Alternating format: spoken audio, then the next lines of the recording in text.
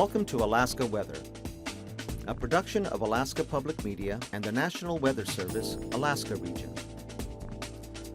Produced and broadcast daily from the studios of KAKM, Alaska Weather provides complete forecasts, public, marine, and aviation for all of Alaska. Alaska Weather is made possible by the following sponsors.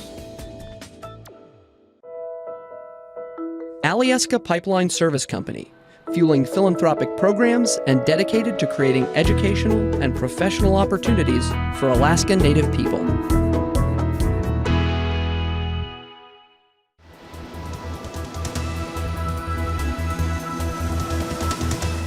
The National Weather Service. Hello everyone, and thanks again for joining us here at KAKM for Saturday's edition of Alaska Weather. On yesterday's satellite imagery, it started out kind of cloudy here across the southeast coast and a few showers off the north coast there, but clearing out down to the south with a little more sunshine. We had clouds spreading in over the southeast interior, really not any precipitation producing clouds. That kind of extended down into the Cook Inlet area, but there was some rain up along the North Gulf Coast. Out to the west, a mass of clouds made for a wet day over the Pribilofs, and it was mostly sunny in some areas of the interior. We're watching this storm down to the south, forecast to come northward, and it did just that today. The main low center hanging back to the south, but the front pushing northward and westward here, bringing pretty good rain and wind into Kodiak Island, and a band of rain extending along the southern Kenai Peninsula and North Gulf Coast and back down across the Panhandle. Otherwise, another pretty nice day up here over the interior, just some variable clouds. And a system here south of Atka pushing a weak front here into the eastern Aleutians and some clearing over the Alaska Peninsula. For tonight, look for some patchy fog, or for tonight, that's today's chart. There was some areas of fog over the eastern Arctic coast, as well as from the Bering Strait here down to St. Lawrence Island. Now extended back up to the north there. Here's the location of the front around midday today, right across the southeast coast. Rain cuts off just behind the front and not much in the way of shower activity behind it. The main low center there, well southeast of Kodiak Island, will not move a whole lot, maybe drift to the east a little bit. Otherwise tonight that front dissipates into a trough, so look for some scattered showers over Kodiak Island as well as the Kenai Peninsula, and then they're pretty widely scattered, probably not much at all across Cook Inlet and then on up to the north. Showers might be a little more prevalent there over the Copper River Basin, and then again what's left of that trough, look for some showers lingering there along the eastern border. Next system down here, or next front here, developing in about that position, but looks pretty good here. Light winds for Bristol Bay, even the southwest interior. Some areas of clearing all the way up into the northwest interior, and not too bad over the upper Yukon and Tanana Valley areas as well. This front here will make for kind of windy conditions with periods of rain for the eastern Aleutians, spreading up to just barely reaching the Pribilof Islands later on tonight. Otherwise, showers and some northwest breezes coming back around that center into the western Aleutians. And looking ahead to Sunday, again, some lingering showers here, mostly over the northern southeast coast and down the Alcan border. But otherwise, it's mostly cloudy with some areas of clearing. And then this trough here, not quite reaching the Prince of Wales Island coast by tomorrow afternoon, but that'll probably swing through what's left of it and dissipate tomorrow night.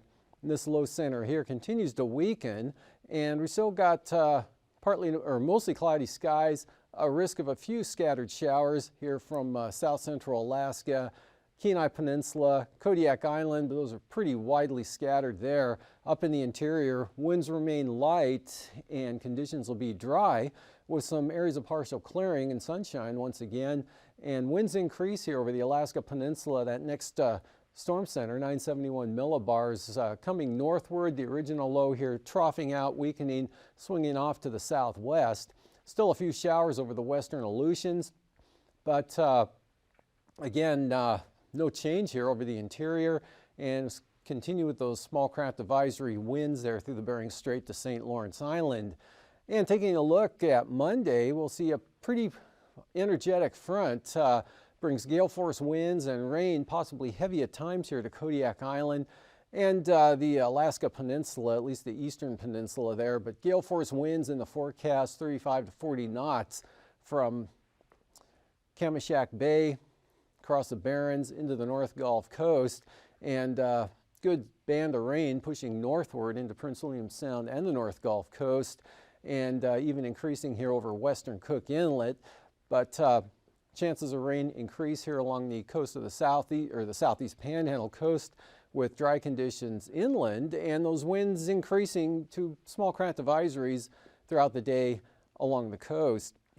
Temperatures down that way today in the upper 40s to lower 50s, cooler than they've been right in the last couple of days, with 48 at Juneau, 50 in Sitka, 50 down at Klawock and Annette, 48 at Yakutat. Cordova came in with 46, 55 in Anchorage, while Homer saw 48 degrees today. Seward with some rain at 49, 57 up there at Gulkana. Talkeetna pushed up to 63 today, and up to the north, upper 50s to lower 60s there over the central and upper Tanana Valley, as well as the 40-mile country, mid to upper 40s there off to the west. And up to the north, Bettles had 45 today, just 37 though at Fort Yukon. Arctic Village saw 28, and 30 was the mid-afternoon temperature at Anaktuvik. North of the mountains though, down into the teens, Umiat Airfield at 12 degrees, 9 at Deadhorse, and Kaktovik was up to 24, 17 at Barrow, and upper teens, lower 20s there for the western Arctic coast. Kivalina saw 31 today, while Ambler had 43, and we'll see in the 20s here, Kotzebue Sound, 19 at over at Tin City, and barely see it there, 21 degrees at Savunga, lower 40s there, 42 both occurring at Nome and Elam this afternoon, with 52 in McGrath, mid-50s down across the lower Yukon and Kuskokwim River Valley areas on out to the deltas, but cooler 30s there along the coast. And looking at the Pribilofs, 42 at St. Paul, 40 at St. George, and near 40 here over the central and western Aleutians, lower 40s for the Fox Islands, and mid-40s here for the Alaska Peninsula, but King Salmon at 53, Kodiak had 45. And the lows for tonight, upper 30s here over the southwest interior, right out to the coastline, as well as the Alaska Peninsula, lower 40s for Kodiak Island, and the eastern Aleutians, otherwise down into the 30s, lower to mid-40s here for the southeast coast, and mid-20s for the Koyukuk and Yukon Valley areas, and then teens up over the north slope in the Arctic coast. And that extends down here to the western Seward Peninsula.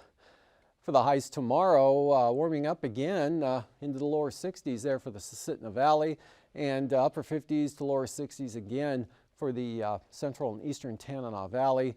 Upper 40s to mid-50s there for the southeast coast, and mostly into the 20s for the north slope and the Arctic coastal areas. A little chillier back here to the west into the strait once again, but mid-40s for the Pribilofs and lower 40s for the Aleutians, but mid-40s here for Unalaska over to False Pass and Cold Bay, and into the mid to upper 50s possibly here for northeast Bristol Bay. Flying weather tomorrow morning, look for some IFR here along the eastern Arctic coast and on out to the west, and that continues there through the Bering Strait and St. Lawrence Island into the northern Bering Sea.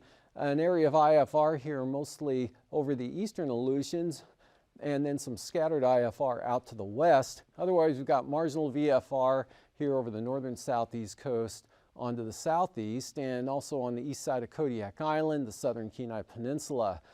For the afternoon flying weather, marginal VFR here, Prince William Sound, the North Gulf Coast, again along the Alcan border here of the Panhandle, and then kind of developing there right along the coastline.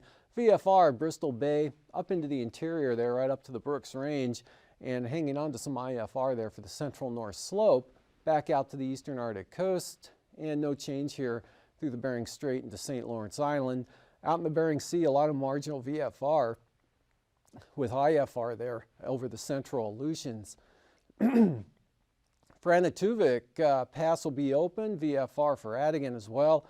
Lake Clark and Merrill, VFR, rainy VFR, windy, same forecast. Isabel and Mentesta, both like today, we'll see VFR flying conditions as well as Tanita. Portage, though, VFR to start and then gradually becoming marginal into the afternoon. And for Chilkoot and White, marginal VFR continues at times. Freezing levels here show 6,000 feet over the eastern Tanana Valley in the Yukon, with 4,000 feet extending down across the southwest interior out to about the Pribilofs there. Then we've got a cooler pocket at 2,000 feet here over the coastline. And moving to icing, areas of light to isolated, very isolated, moderate or rime or mixed icing here over the southeast coast, but pretty icing free here through much of the Panhandle tomorrow, and no icing expected here through the interior from Kodiak Island up to the Arctic coast, or even, well, the only area out here to the west there from about Nikolsky over to roughly close to Adak, mostly between 3,000 and 12,000 feet of the light variety. And the upper level wind flow chart, again, a split in the flow right through here with one stronger branch dropping down in toward California. And then we've got this easterly flow at 50 knots here along the northern Gulf of Alaska, North Gulf Coast. High pressure ridging here from northwest Canada into the interior. And 9,000 foot winds. Here's that low in the Gulf of Alaska. Look for some 30-knot winds there on the east side of that center, but staying off the southeast coast. Winds will be pretty light there over the Panhandle. Light winds here over the interior, just 5 to 10 knots at best. Even the Arctic coast coming down, 10 to 15 knot winds for the Bering Strait to St. Lawrence Island. But this next low bringing some pretty strong winds in, say from 30 knots at Sitkinak to 50 to 55 knots across the Alaska Peninsula and approaching the eastern Aleutians, 35 knots there over the southeast Bering Sea.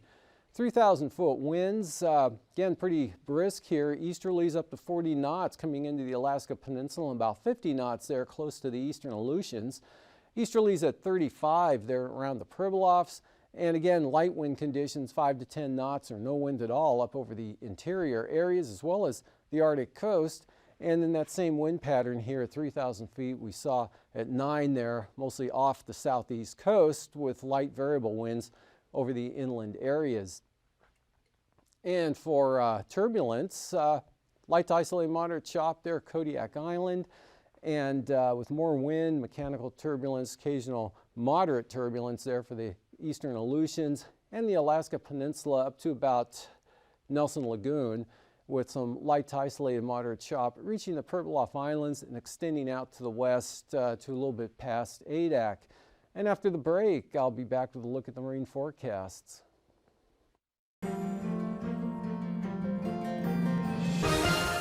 Welcome back to another edition of Alaska Weather Facts. I'm meteorologist Dave Snider. As you well know, you can get forecast information for any day of the week. Today, tonight, tomorrow, out to 6 or 7 days. It includes the high and low temperature, the wind direction, the chance of rain or snow in your part of Alaska. But did you know that there is information available to forecast out to 2 weeks? So the question is, how would you use that information? And here to answer that question today and tell us a lot more about climate services from the U.S. National Weather Service Alaska region is Rick Toman. He's the program manager for the Climate Science and Services.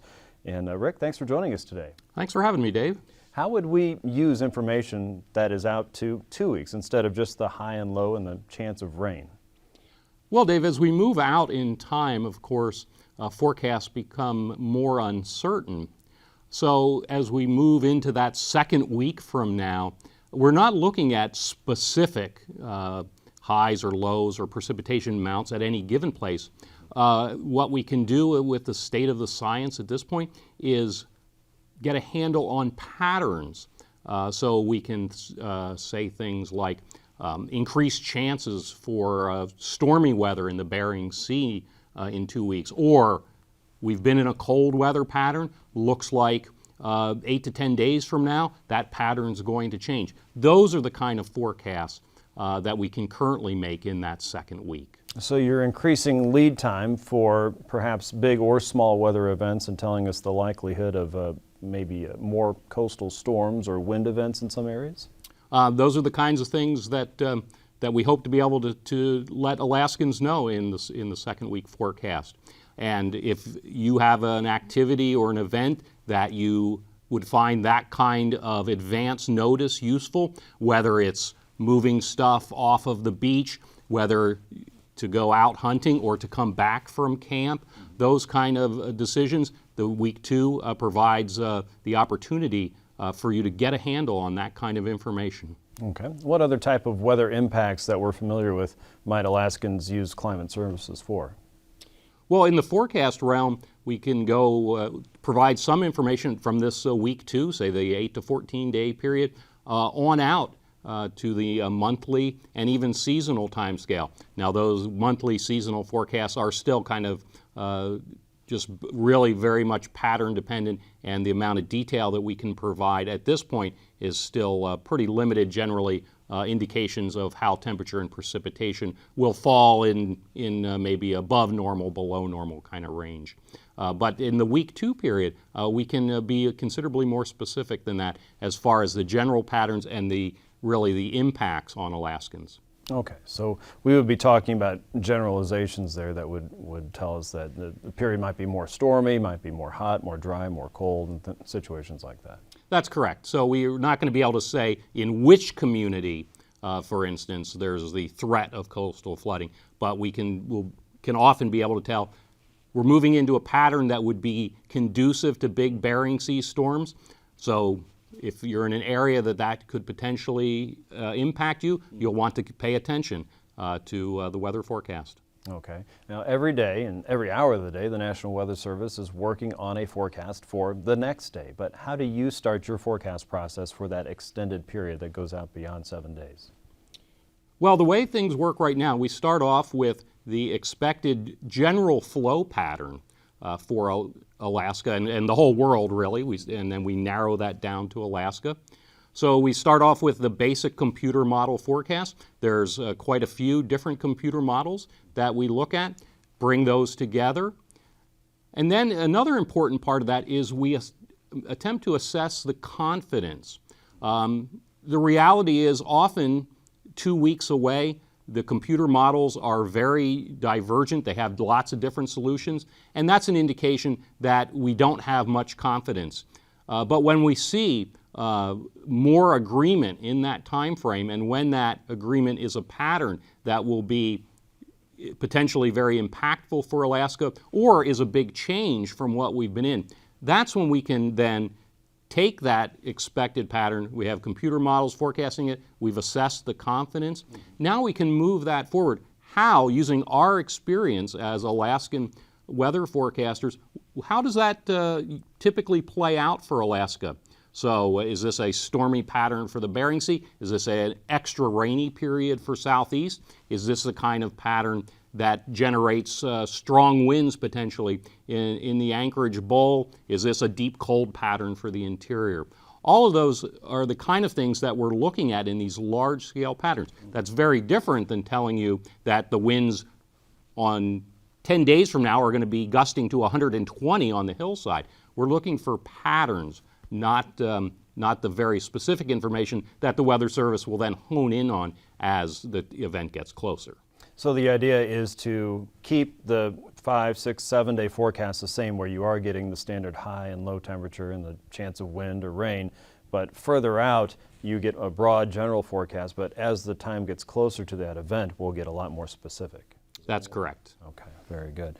So how can people use this information if I am out in the bush and I want to see, is a coastal storm expected in my region, or is a chance for that improving over the next 2 to 3 weeks? Where could I go to get information like that? When we see that potentially impactful or a big change in the weather is coming 8 to 14 days out, typically we will start to highlight that on the Weather Service Facebook site. We might produce a YouTube video highlighting that, linking that on our Facebook site. So often at this point, we don't have much to say in that, because we're really looking for those forecasts of opportunities. But one thing we can say very likely as we go through the next 2 or 3 years, there'll be more and more of this kind of forecast information available in that week 2 time frame. Okay, and something that emergency managers and city planners and folks in villages might be interested in keeping an eye out for, looking for that information to be headlined, whether that's on social media or perhaps through the National Weather Service channels there to get information from you to make better plans a little bit longer term and make better preparations in the event that things become a little bit more unsettled. Absolutely. Climate Services with the National Weather Service Alaska region is talking to the state of Alaska every week, apprising them of that 2-week outlook. And on the social media side, we are working to keep Alaskans informed so that when we think we have some confidence in a high impact or a big change, that's the best way right now for folks to find out about that. Twitter, Facebook, so stay tuned to your National Weather Service. Very good, a developing program. Rick Thoman with the National Weather Service Alaska region. He's a Climate Science and Services Program Manager. Thanks so much for joining us again, Rick, and I hope to have you back again soon. Great, thanks, Dave. For another edition of Alaska Weather Facts, I'm meteorologist Dave Snider. We'll see you next time.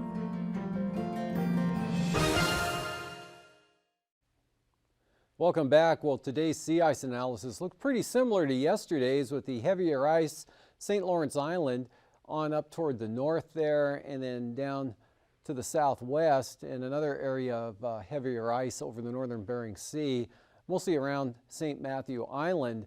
Ice really hardly any left now on Nunivak Island, mostly just off to the northwest.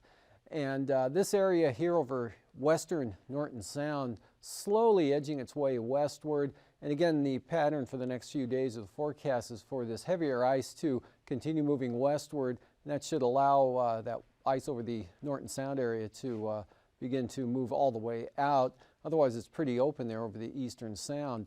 And for the coastal forecast, small craft advisories, southerlies 20 to 25 knots for the south coast, southeast winds 25 knots for the north coast there. Seas running 13 to 16 feet. Much lighter on the winds here over Clarence Strait, southeast at 10, southerlies at 10 for Stevens Passage, northern Lynn Canal south at 20.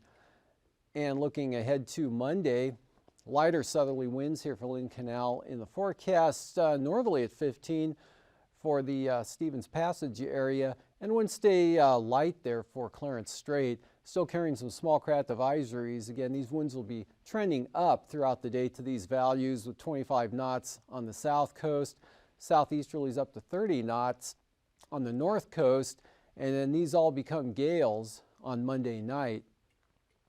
And for the Prince William Sound zone, as well as northern Cook Inlet, northeasterly winds at about 10 knots with seas running 2 feet or less. Pick it up to 15 here south of the Forelands and up to 20 there for Kamishak Bay. Northeast winds 30 knots here from the east side of Kodiak Island across the Barrens and the North Gulf Coast, but the east side here becomes a little more easterly with those seas running 11 to 12 feet. Even Shelikof Strait winds increasing tomorrow afternoon from the northeast at 30 knots with seas building to 8 feet. And then looking ahead to Monday with that next strong front coming up, we've got 40-knot easterlies in the forecast here for the North Gulf Coast with seas 14 to 16 feet. Also southeast 40 for the Barren Islands. Gales for Kodiak Island, Shelikof Strait, and a 40-knot easterly wind there for Kamishak Bay. Small craft advisories out for Cook Inlet, even northern Cook Inlet, northeast picking up to 25 knots, and over the southern inlet at 30 knots. For Bristol Bay, small craft advisories tomorrow, east 25 knots. The Alaska Peninsula, easterlies at 30 knots with seas on the Pacific side up to 12 feet. Those 30-knot winds extend all the way back up to southwest Kodiak Island. And then for Monday, gales, northeasterly gales, even for Bristol Bay, on down across both sides of the Alaska Peninsula. Gale force winds here also from Castle Cape to Sitkinak for southeast winds at 35 knots with 17-foot seas. And for the eastern Aleutians tomorrow, we've got gales here 35 to 40 knot easterlies, dropping off as you head west here and becoming more north and northeast, coming down to 20 to 25 knots for the central Aleutians, and then picking back up to 25 knots out to the west. And for Monday, north to northeast, 15 to 20 knots here over the western Aleutians, north to northeast at 20 for the central Aleutians, and small craft advisories there in store for the Fox Islands. And for the southwest coast, south of Nunivak Island, easterly winds at 25 knots. East winds up to 30 knots there for the Pribilofs with 9-foot seas. Small craft advisories here are St. Lawrence Island, and that extends down into the northern Bering Sea. And for the Monday outlook, small craft advisories, northeast 20 to 25 knots along the southwest coast, with northerlies at 25 for the Pribilofs. Really no change here over the northern Bering Sea and St. Matthew Island. Winds become a little more north and pick up to 30 knots there for St. Lawrence Island. Along the eastern Arctic coast, central and eastern coast, 15 knots, gradually increasing to 20 knots over toward Demarcation Point. And northerlies pretty light here in the western Arctic coast, but from Cape Beaufort on down toward the Bering Strait, pretty uniform northerly winds at roughly 20 knots. Those pick up the brisk wind advisory levels here on Monday. Otherwise, more northeast and lighter up along the western Arctic coast, and staying east 15 to 20 knots there for the east side. And for tonight, that front weakens, just leaving some scattered showers behind, showers diminishing over the Panhandle and Kodiak Island, wet and windy there over the eastern Aleutians, and increasing wind here for the Alaska Peninsula, but not much in the way of precipitation. That's still down to the south, a few lingering showers over the Panhandle and southern Alaska. And then for Monday, that next big front coming up to Kodiak Island, the North Gulf Coast with rain and wind. Have a great evening. These forecasts are to be used for planning purposes only. Call 1-800-WX-BRIEF for a formal pre-flight briefing. Always file a flight plan before you go flying. The U.S. Coast Guard Auxiliary urges you to leave a float plan with a friend or the harbor master before you go boating. Alaska Weather is made possible by the following sponsors.